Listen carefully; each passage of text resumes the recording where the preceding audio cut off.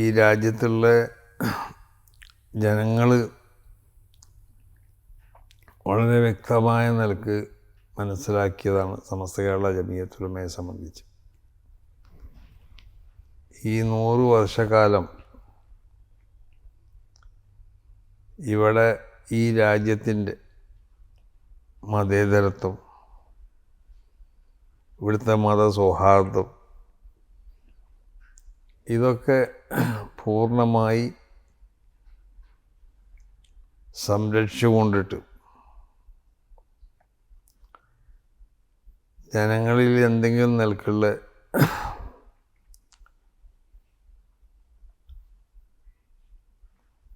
മോശമായ ചിന്താഗതികൾക്കോ പ്രവർത്തനങ്ങൾക്കോ നേതൃത്വം കൊടുക്കാതെ നന്മകൾക്ക് മാത്രം നേതൃത്വം കൊടുത്തുകൊണ്ട് 100 വർഷം ഇവിടെ തികക്കാൻ കഴിഞ്ഞു എന്നുള്ളത് ഈ സംഘടനൻ്റെ ഒരു പ്രത്യേകതയാണ്. ചിലപ്പോൾ ഇങ്ങനെ 100 വർഷം തികച്ച സംഘടനകൾ വളരെ അപൂർവമായിരിക്കും എന്നാണ് ഞാൻ മനസ്സിലാക്കുന്നത്. സമസ്ത കേരള ജമിയത്തുൽ ഉലമയെ ഈ രാജ്യത്തുള്ള എല്ലാവരും ഉൾക്കൊണ്ട ഒരു സംഘടനയാണ്. മുസ്ലിങ്ങളെ സംബന്ധിച്ചിടത്തോളം അവരുടെ മതപരമായ കാര്യങ്ങൾക്ക് വളരെ വ്യക്തമായ നിലക്ക് നേതൃത്വം നൽകുകയും അവരെ വിശ്വാസങ്ങൾ, അവരെ കർമ്മങ്ങൾ, അവരെ ആചാരങ്ങളൊക്കെ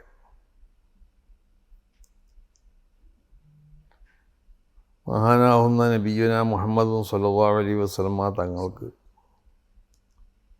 അല്ലാഹു സുബ്ഹാനഹു വ തആലയിൽ നിന്ന് മലക്ക് ജിബ്രീൽ അലൈഹിസ്സലാത്തു വസ്സലാം മുഖേന അവതരിപ്പിക്കപ്പെട്ട ഈ വിശുദ്ധമാവുന്ന നിയമസംഹിതകൾ അഥവാ ഈ ശരീഅത്ത്,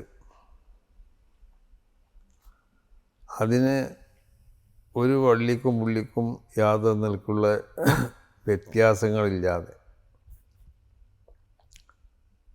പ്രവാചകരിൽ നിന്ന് വിശുദ്ധമായ ഒരു സമൂഹമാണ് അതിനെ സ്വീകരിച്ചത്, അഥവാ സ്വഹാബത്ത്. ആ സ്വഹാബത്തിൽ നിന്ന് അവരെ പിന്തുടർന്ന താബിഈങ്ങൾ, താബിഈങ്ങളിൽ നിന്ന് തുടങ്ങി നമ്മളിലേക്ക് എത്തിയ ഈ വിശുദ്ധമാവുന്ന ഒരു പരമ്പര, വളരെ വിശുദ്ധമായ പരമ്പര. ആ പരമ്പരയിലുള്ള ഈ പരമ്പര നമ്മളിലേക്ക് എത്തിച്ചു എന്ന് അതിൻ്റെ മഹാന്മാരെ സംബന്ധിച്ച് നമ്മൾ പരിശോധിച്ച് നോക്കിയാൽ ഓരോരുത്തരുടെ ചരിത്രവും അവരെ പ്രസവിക്കപ്പെട്ടോടെ മുതൽ അവരെ മരണം വരെയുള്ള ചരിത്രങ്ങൾ വളരെ വ്യക്തമായ നിലക്ക് ചരിത്രകാരന്മാർ രേഖപ്പെടുത്തിയിട്ടുണ്ട്. ഏതെങ്കിലും നിലക്കുള്ള എന്തെങ്കിലും മോശമാവുന്ന പ്രവൃത്തികളോ ചിന്താഗതികളൊക്കെ ഉള്ള ആളുകൾ ആ പരമ്പര പരിശോധിച്ച് നോക്കിയാൽ അത് കാണാൻ സാധ്യമല്ല. അപ്പോൾ അത്രയും വിശുദ്ധമായ പരമ്പരയിൽ കൂടി ലഭിക്കപ്പെട്ട ഈ ആശയാദർശങ്ങൾ, ഈ നിയമസംഹിതകൾ, ഈ ആചാര കർമ്മ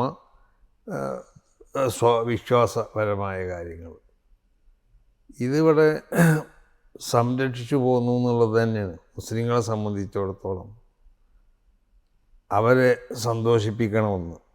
അവരെ മുസ്ലിങ്ങളെ സംബന്ധിച്ചിടത്തോളം അവർക്ക് അവരുടെ മതപരമായ കാര്യങ്ങൾ ഏറ്റവും വിലപ്പെട്ടതാണ്. ആ മതപരമായ കാര്യങ്ങൾ അടിസ്ഥാനപരമായി അതിന് പോറലേൽക്കാതെ സംരക്ഷിക്കപ്പെടണമല്ലോ. ആ സംരക്ഷണം സമസ്ത കേരള ജമിയത്തുൽ ഉലമ ഇവിടെ നടത്തിയിട്ടുണ്ട് ഇന്നേ വരെ. അത് വിശുദ്ധ ഖുർആൻ്റെ പ്രഖ്യാപനമാണ്. ഇന്നാ നഹ്നു നസ്സൽന ദിക്ർ വ ഇന്നാ ലഹു ലഹാഫിളൂൻ. ഈ വിശുദ്ധ ശരീഅത്തിനെ അല്ലാഹുയാവുന്ന ഞാൻ ഇവിടെ അവതരിപ്പിച്ചു. അതിന് ഈ ദുനിയാവ് നിലനിൽക്കുന്ന കാലഘട്ടത്തോളം അതിനെ സംരക്ഷിച്ചുകൊണ്ട് നിലനിർത്തി പോകാനുള്ളതായ സർവ്വ സംവിധാനങ്ങളും ഓരോ കാലഘട്ടത്തിലും അല്ലാഹു സുബ്ഹാനഹു വ തആല ഉണ്ടാക്കി തീർക്കുകയും ചെയ്യും. അതിൽ നിന്ന് മഹാനാവുന്ന നബി സല്ലല്ലാഹു അലൈഹി വസല്ലമ തങ്ങളുടെ കാലഘട്ടത്തിൻ്റെ ശേഷം സഹാബത്ത് ചെയ്തത്. നബി ചെയ്ത ആ സംരക്ഷണം സഹാബത്തിൻ്റെ ശേഷം അവരുടെ ശിഷ്യന്മാരാവുന്ന താബീയങ്ങൾ, അവരെ ശിഷ്യന്മാർ തുടങ്ങി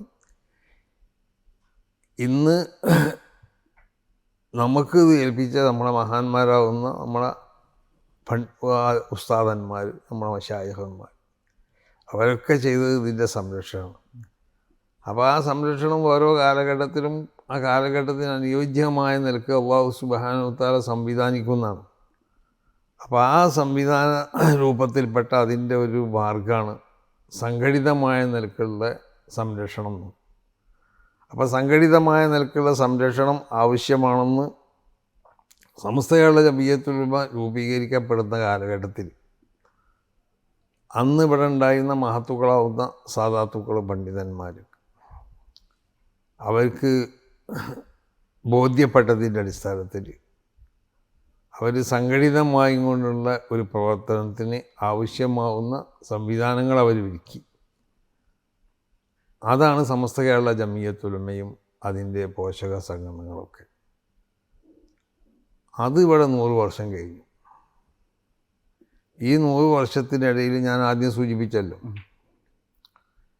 എല്ലാവരും അംഗീകരിക്കപ്പെടുന്ന, മുസ്ലിങ്ങൾ അവരെ മതം സംരക്ഷിക്കപ്പെടുന്ന ഒരു സംഘടന എന്നുള്ള നിലക്ക് മറ്റുള്ള മതക്കാർ യഥാർത്ഥ ഒരു മുസ്ലിം ഇവിടെ ഉണ്ടായിത്തീരാൻ ആവശ്യമാവുന്ന സംവിധാനങ്ങളാണ് സമസ്ത കേരള ജമിയത്തുൽ ഉലമ ചെയ്തുകൊണ്ടിരിക്കുന്നത്.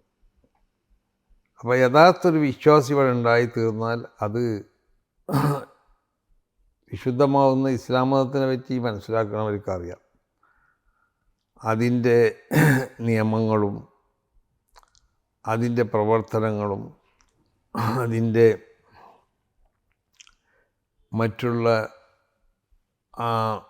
സ്വഭാവ ഗുണങ്ങളൊക്കെ എല്ലാ ജനങ്ങളോടും വളരെ സൗമ്യതയിൽ, അവർക്ക് ജനങ്ങൾക്കെന്ന് മാത്രമല്ല ലോകത്തുള്ള അള്ളാഹുവിൻ്റെ എല്ലാ സൃഷ്ടികൾക്കും ആ സൃഷ്ടികളോടുള്ള കടപ്പാടുകൾ മുഴുവനും ചെയ്തുകൊണ്ട് ജീവിക്കുക എന്നുള്ളതാണ്.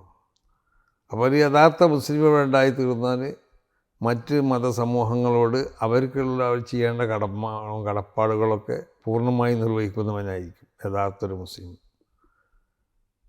മറ്റുള്ള മതങ്ങളോടും ആ നിലക്കുള്ള രീതിയിൽ പെരുമാറുന്നവനായിരിക്കും. കടപ്പാടുകളും അതിനുള്ള ഓരോ മതങ്ങളും ആ മതങ്ങളെ അപമാനിക്കാതെ, ആ മതങ്ങളൊക്കെ ഉള്ളതായ അതിന് കൽപ്പിക്കപ്പെടേണ്ട ആ നിലക്കുള്ള അതിൻ്റെ ആ എന്ത് പറയും നമ്മളതിന്, അതിൻ്റെ ആ റെസ്പെക്റ്റ്, ബഹുമാനം അത് നിലനിർത്തിക്കൊണ്ട് ആയിരിക്കും ഒരു മുസ്ലിം മറ്റുള്ള മതക്കാരോട് പ്രവർത്തിക്കുക. അങ്ങനെയുള്ള റസൂൽ സല്ലല്ലാഹു അലൈഹി വസല്ലമ തങ്ങൾ മദീനത്ത് ചെന്നപ്പോൾ മദീനത്തുള്ള യഹൂദികളുമായിട്ട് ചില കരാറുകളൊക്കെ ഉണ്ടായി. മക്കത്ത് മുശ്രിക്കീങ്ങളോട് ചില കരാറുകളൊക്കെ ഉണ്ട്. അതൊക്കെ പൂർണ്ണമായി നബി പാലിച്ചു. മദീനത്തൊന്നും അത് ഇസ്ലാമിക ഭരണം നടപ്പിൽ വന്നപ്പോൾ ഇനി അത് പാലിക്കപ്പെട്ടില്ലെങ്കിലോ ഒന്നും ചെയ്യാൻ ആർക്കും കഴിയില്ല. പക്ഷേ അങ്ങനെയല്ല റസൂൽ ചെയ്തത്. അത് പരിഗണിച്ചു, അത് പാലിച്ചു. അവരോടുള്ള ആ പിന്നെ ഉടമ്പടികളൊക്കെ പൂർണ്ണമായും കൊണ്ടിട്ട് അത് നിറവേറ്റി. അപ്പോൾ ഒരു യഥാർത്ഥ മുസ്ലിമിൻ്റെ സ്വഭാവം ഇതായിരിക്കും. മറ്റുള്ള മനുഷ്യരോടൊന്നും മാത്രമല്ല, ഇവിടുത്തെ അള്ളാഹുവിൻ്റെ എല്ലാ ജീവജാലങ്ങളോടും, ജീവനില്ലാത്ത ഇവിടുത്തെ മറ്റുള്ള വസ്തുക്കളോടൊക്കെ ഒരു മുസ്ലിം പെരുമാറേണ്ട ചില പെരുമാറ്റ രീതികളുണ്ട്. അവൻ ചെയ്തു കൊടുക്കേണ്ടതായ ചില കടപ്പാടുകളുണ്ട്. അതൊക്കെ പൂർണ്ണമായി ശ്രദ്ധിച്ചുകൊണ്ടായിരിക്കും ഒരു യഥാർത്ഥ മുസ്ലിം ജീവിക്കുക. അപ്പോൾ ഒരു യഥാർത്ഥ മുസ്ലിമിനിക്ക് ആവശ്യമാവുന്ന ഉപദേശങ്ങളും നിർദ്ദേശങ്ങളും അവനക്കുള്ള മാർഗദർശനമൊക്കെ ചെയ്യുന്ന ഒരു സംഘടന ആയതുകൊണ്ട് ആ സംഘടനയെ 100 വർഷം വിലയിരുത്തി ഇവിടുത്തെ ആളുകൾ. ഓരോ കാലഘട്ടത്തിൽ ഇവിടെ ജീവിച്ചവരും ആ സംഘടനയുടെ അതിൻ്റെ ലക്ഷ്യം, അതിൻ്റെ പ്രവർത്തനം, അതിൻ്റെ പോക്കൊക്കെ എങ്ങനെയാണെന്ന് വിലയിരുത്തിയതിൻ്റെ അടിസ്ഥാനത്തിൽ എല്ലാവരും അംഗീകരിക്കുന്നതായ ഒരു സംഘടനയായതുകൊണ്ട് സമസ്ത കേരള ജമിയത്തുൽ ഉലമ മാറി. അതാണ് സമസ്ത കേരള ജമിയത്തുൽ ഉലമക്കുള്ള ഏറ്റവും വലിയ അതിൻ്റെ ഒരു അംഗീകാരം. എല്ലാ ജനങ്ങളും അംഗീകരിക്കുക. അള്ളാഹുവിൻ്റെ സർവ്വ സൃഷ്ടികളോടുള്ളതായ എല്ലാ കടപ്പാടുകളും നിർവഹിക്കുന്നതായ ആളുകൾ അവിടെ ഉണ്ടാക്കി തീർക്കുക. അതോടുകൂടി സൃഷ്ടാവിന് ചെയ്യേണ്ട കാര്യങ്ങൾ ആ സൃഷ്ടാവ് കൽപ്പിച്ചതനുസരിച്ച് ചെയ്യാൻ വേണ്ടി അതിൻ്റെ അനുയായികളോട് കൽപ്പിക്കുക. അന്നേക്ക് പ്രവർത്തിക്കുന്ന ഒരു സംഘടനയാണ് സമസ്ത കേരള ജമിയത്ത്. അതോടൊപ്പം ഈ രാജ്യത്തിന് ഏറ്റവും പ്രധാനപ്പെട്ട ഒന്നെന്ന് പറഞ്ഞാൽ വിദ്യാഭ്യാസമാണ്. അപ്പോൾ മതപരമായ വിദ്യാഭ്യാസത്തിൽ ഊന്നൽ നൽകിക്കൊണ്ട് വിശുദ്ധ ശരീഅത്ത് അംഗീകരിക്കണ, ശരീഅത്തിനെതിരല്ലാത്ത ഏതെല്ലാം വിദ്യാഭ്യാസ രീതികളുണ്ടോ ആ രീതികളെ മുഴുവനും പ്രോത്സാഹിപ്പിച്ചുകൊണ്ട് അത് പഠിക്കാൻ ആവശ്യമുള്ളവർക്ക് അത് പഠിപ്പിച്ചു കൊടുത്തുകൊണ്ടിട്ട് ആ വിദ്യാഭ്യാസ മേഖലയിൽ അങ്ങനെ പ്രവർത്തിക്കണം, ചാരിറ്റി മേഖലയിൽ അങ്ങനെ പ്രവർത്തിക്കണം, ആരോഗ്യ മേഖലയിൽ അങ്ങനെ പ്രവർത്തിക്കണം. മറ്റുള്ള ജനങ്ങളുടെ വിഷമങ്ങളും മറ്റും മനസ്സിലാക്കിക്കൊണ്ട് അത് ജാതി മതഭേദമന്യേ, അങ്ങനെയാണ് ഇസ്ലാമിൻ്റെ കൽപ്പന. അങ്ങനെയുള്ള ഒരു അയൽവാസിയാണെങ്കിൽ അയൽവാസി ഏത് മതക്കാരനെന്നല്ല നമ്മൾ നോക്കേണ്ടത്. ഏത് മതക്കാരനാണെങ്കിലും അവൻ നിൻ്റെ ശത്രുവാണെങ്കിലും നിൻ്റെ സുഹൃത്താണെങ്കിലും അവൻ വലിയവനാണെങ്കിലും അവൻ ചെറിയവനാണെങ്കിലും അവൻ ധനാഢ്യനാണെങ്കിലും പാവപ്പെട്ടവനാണെങ്കിലും അവൻ വിവരമുള്ളവനാണെങ്കിലും അതല്ല വിവരമില്ലാത്തവനാണെങ്കിലും അവൻ ചെറിയവനാവട്ടെ വലിയവനാവട്ടെ, അവൻ നിൻ്റെ നാട്ടുകാരനാവട്ടെ അന്യനാട്ടുകാരനാവട്ടെ, അവനെ നീ ഒരു അയൽവാസി എന്നുള്ള നിലക്ക് ചെയ്തു കൊടുക്കേണ്ട എല്ലാ കടപ്പാടുകളൊക്കെ നീ അവനക്ക് ചെയ്തു കൊടുക്കണം.